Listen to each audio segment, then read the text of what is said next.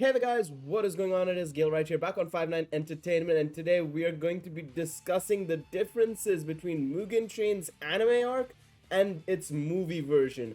Today with me we have VariedGeek. Say hello, mate. What's going on, everybody? And yeah, so we're basically gonna be diving deep into like each episode that they did for the Mugen Train anime arc and seeing the differences they had between the anime and the movie. Of course, we will talk about obviously episode 1 as well that they did do, which was a completely original episode. It wasn't in the manga, it wasn't in the movie, and we'll just give our thoughts on it quickly before we jump into the differences from episode 2 to episode 7. Now, of course, if you go on to enjoy this video, leave a like, subscribe to the channel, comment down below what do you guys think about the Mugen Train arc. If you've watched it, are you planning on watching it after this video? Let us know in the comment section down below. So, Geek, episode 1 was a completely original episode, right? It was with Rengoku, it was like pre-Mugen Train, basically. Just, setting up how he got onto the train, basically. Now, as I said, we can't really judge the episode based on the manga or movie because, well, there was no it wasn't even there. It was a completely fresh episode. It was kind of filler, but kind of an interesting filler. It wasn't like a bad filler at all, right? So how did you feel about the episode, Geek? I thought it was actually really good. I remember watching this weeks back, and yeah, it was very interesting because it's something that, like, I feel like they gave us the information because obviously our main character is like Tanjiro and his group essentially. Yeah. So the way they explained it, because we're going through like his perspective, we're like, oh yeah, Rengoku's been investigating. So when you get to this point, you're gonna go assist him, right? So I kind of liked seeing Rengoku interact with the people. They even gave some origin story for like the bento, like stuff that he ate on the actual train. They also gave him a lot more cool scenes, like some more. Not real. I wouldn't even say like. I don't want to say like character development or more character because I feel like it was just more of like the same with him. But we did get some insight on his father or his grandfather before him that the old lady like recognized like his hairstyle and the actual cloak and everything. Mm-hmm. But yeah, overall I really enjoyed this fresh episode of the entire of Rengoku. So I thought it was really cool. Yeah, definitely, for sure. And I have to agree with you on that one. It was a new, fresh take. Again, it kind of, I feel like this kind of solved a lot of, I hope at least it solved a lot of people's issues with like, oh, how did you guys get attached to Rengoku so easily? We didn't see enough of him. It was only in one movie. I hope this episode, I mean, it's only one episode, right, at the end of the day, but it provided enough details about his past a bit. It gave him a bit more insight into him as a character, of course. Overall, it just gave a little bit more Rengoku, which I think is what people wanted anyways from the movie. So I would recommend, even if you've watched the movie already, I should say, and all that, do watch this episode because it's actually still really, really good. And it will just give you a little bit more of Rengoku any which ways. Now, let's move on to episode number 2, which was Deep Sleep. Geek, why don't you go over what was the difference or the main key difference in this episode? Alright, so from here on out, essentially from episode 2 to 7 is the Mugen Train movie, like the arc. Yeah. And really, again, a lot of the differences from 2 to 7 are very minute. So, like, the only thing I believe, unless I missed something, the only difference from this episode and the movie was one extra scene where they have the conductor and the passengers, like, they linger on the shot a little bit more, and then it starts flickering, and then they disappear, right? Yeah. And obviously it gives it a more ominous kind of feeling because obviously if you've seen the movie / all the arcs or the episodes right now, obviously Enmu was behind all of this stuff, right? The conductor was in on it. Mm-hmm. So it's very interesting how they lingered on the shot a little bit just to give it like a more ominous, supernatural feeling more so than the movie did because the movie didn't have this like extra like 2 second, like 5 second scene. Yeah, it's right? very minor. It's a very, very small addition. Yep. So yeah, I thought it was a fine addition. Again, the way I think me and Gail can like describe it, we talked about it before we even started. The way they broke down the episodes from the movie into an arc, it really just feels like this is just the movie with like little touches, like little sprinkles of like extended scenes or like a little like dash here. Like it's not like crazy like insanity where like they added a whole extra like flashback or a whole extra. Like, oh, here's another character that we just added in here for no reason that we cut out. Yeah, Like no, it's like 100%. very minute. But Yeah, yeah, go ahead, Gil. yeah, no, I have to agree. The episode 2 onwards, it's exactly the same outside of like you said, a little bit touches here and there. If you go into episode 3 as well, right? It's pretty much the same. It's exactly the same. However, they do shuffle the scenes around. To be honest, it what it does is basically what they also did, and I think it's a good way of doing it. Obviously, a movie experience is completely different to a sit down at home and watch an anime kind of experience at the end of the day, right? So what they do is they shuffle the scenes around here and there just a teeny tiny bit. It's not noticeable, because I think Geek and I, we rewatched it again yesterday, before we did this video, so that we could know the differences, make sure we're understanding the differences. And quite frankly speaking, it feels the same any which ways. Only after like comparing the two side by side, you do notice a bit of differences here and there, but it's not that major to be like a completely different experience, right? So episode 3, like I said, it's just a slight difference in terms of how they place the scenes. Basically, the Enmu introduction scene from episode 2 is repeated. Then obviously you see short sequences, obviously with Zenitsu and the others sleeping as well, and they're very small changes, of course. Tanjiro's dream is also explained in full in the anime as well, of course.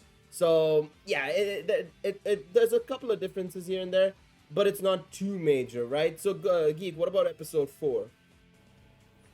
Episode 4 was honestly again very minute difference or slash addition was when the kid that has, I forget, tuberculosis or whatever, I think it was, right? Yeah, he had tuberculosis. Yeah, which is, it's just a random detail. I always kind of like thought it was, the situation isn't funny obviously, right? But like just like the way they acknowledged him, like when he woke up, they're like, "Hey, I don't care if you have tuberculosis." Like it was such a random like, okay, I guess, yeah. But anyway, he essentially was in the dream, right? And we see like Tanjiro's little like, I don't know, like his little avatars, like little glowing avatars, guide him and like to the spirit orb that the guy had to destroy. But in the anime, they did a little bit different, where like I think when he's about to wake up, like there was like a hole that just opened up, like, and just like they just started falling, but then the little spirits like helped them and like grabbed them and stopped them from falling all the way down. So it's a very very minute thing, but it was like another addition that I thought was like, it was okay. It wasn't, it didn't like, nothing took away from it. They added what they wanted to add, and it was like, again, it was, I wouldn't even say it's a blink and you miss it moment, but it's very, again, like another 5-10 seconds maybe of like of a scene that they add. Yeah, exactly. It's not a major addition, but it adds to the whole, Tanjiro's good-heartedness, I suppose, and his kindness, right? It's just to add on to that more so than anything else. 100% agree with you on that. Obviously, I do think there's a little bit more of an extended scene later on as well, with just an more frames of passengers on the train interior while Tanjiro finds Enmu and stuff. Again, very very small additions, quite frankly speaking. Episode 5 as well, exactly the same, even like it's just slight additional details and extended scenes. Not major. Again, a lot of this, like we said, I mean, we're gonna keep repeating it. It's a case of just having a little bit of extended scenes here and there, where it's just like 2-3 seconds of certain frames, and obviously like the 2 scenes that we just mentioned that were added, of course. Geek, what about episode 6? Anything different there? We can do episodes 6 and 7 all at once, and then jump into the next portion, because 6 and 7 are pretty much like ripped right out of the movie. There's not really any substantial differences like at all, because it was the, obviously, spoiler alert for Mugen Train arc / movie. If you haven't seen it, it's available on Crunchyroll. You can watch the movie or you can watch the anime version. It's either or. But obviously Arkhice showed up upper 3, and 6 and 7 is basically the fight / aftermath of Arkhice versus Rengoku, and it really is just the same stuff. Again, they formatted it a little bit differently just in the beginning of the episodes to obviously keep it consistent with a week-to-week anime format. But aside from that, it's literally the exact same fight. There's only one difference, which is in episode 6, there is a post-credit scene where you have Tanjiro and Inosuke essentially just like looking at Rengoku, essentially, right? I guess it was before he does his Rengoku attack, his knife form. But they were just looking at him from behind, from their perspective, just like, and Tanjiro's just repeating, Rengoku-san, Rengoku-san, Rengoku-san. Like, he's just like concerned, right? So it was just a different shot and like a different perspective, I guess, seeing if like how concerned Tanjiro is and Inosuke. But yeah, 6 and 7 were identical to the anime or to the movie.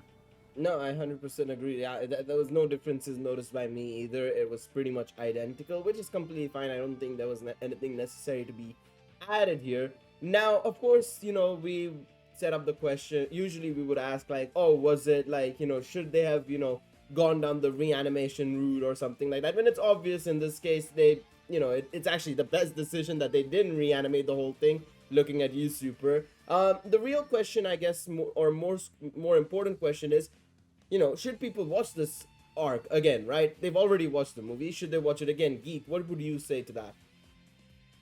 Personally, okay, I get the complaint that, it was a retread of the Mugen Train arc. I get that 100%.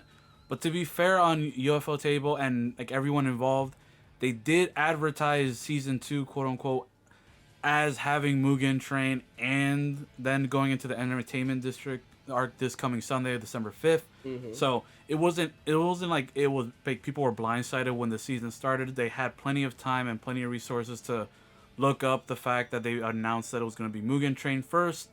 And honestly, I can understand why they redid it, because here's why. I get that people don't or couldn't have been able to go watch the movie in theaters, which is fair. And to be fair, the movie is, like, the full movie is on Crunchyroll that they added. I don't know how recently, but I still think as a series, you get someone that's watching a week-to-week basis kind of thing. And I think it's much easier to watch the movie in an anime format because it always ends, like, either on a cliffhanger or on, like, a specific part of the movie that it's noticeable to end, at least for the week. Mm-hmm. So it's definitely more digestible that way in terms of like watching it on a week-to-week basis. And also it's like probably less confusing too for maybe some people that haven't even or don't even know that there was a movie. Like they just see, they saw season 1, wow, that was cool, let's watch season 2, and then like they just hop into the Rengoku episode, right? Yeah. So I can see both perspectives. If you've seen the movie, obviously a lot of people did. If you saw the movie, I would say watch episode 1, and like the differences to me aren't really so substantial that you have to rewatch the arc or in anime format. It's still a really good arc. It doesn't detract anything from it. Mm-hmm. So again, my opinion is, and probably gave him more time to work on the entertainment district, personally, I think. So overall, I think it was a fine decision. I'm not really too upset about it because it was a good arc anyway. But yeah, if you already saw the movie, I would just say just watch the first episode and then just wait for the entertainment district arc.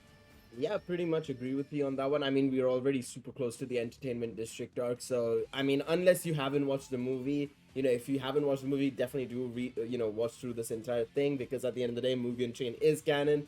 No, I have to agree with what you just said there, Geek, for sure. I'll watch episode 1 at the very minimum if you have already watched the movie. I would also say just watch the entire thing again. It's been a while since the movie's come out. The movie came out back in June, May. The anime definitely, it has been a while. Yeah. The anime definitely flows a bit better, just like Geek said. I think it, because at the end of the day, it's a story, and especially when the story is squished in between season 1 and season 2, which are anime focused, like they're animes, they're not, or they're anime, I should say, they're not movies. That allows it to be a little bit more flowing, I feel, the way they set it up, cliffhangers, like you mentioned, Geek, right? 100% agree with that. So, yeah, I mean, it's up to you at the end of the day. If you've watched the movie, if you want to go watch it, go watch it. If you don't need to, realistically. Episode 1 is the only real one you should probably watch, if anything else. And of course, yeah, Entertainment District Arc this Sunday. We will be back then with another review for it, the 1 hour long episode. Hopefully I can get somebody on it, a special guest, hopefully, fingers crossed. It just depends on how good he feels getting on the episode, but we shall see. Thank you, Geek, for joining me with this episode, or this video, no problem. Should say. Appreciate you all for watching. Leave a like on the video, subscribe to the channel, and we will see y'all in the next one. Take it easy, everybody. Bye-bye. Peace.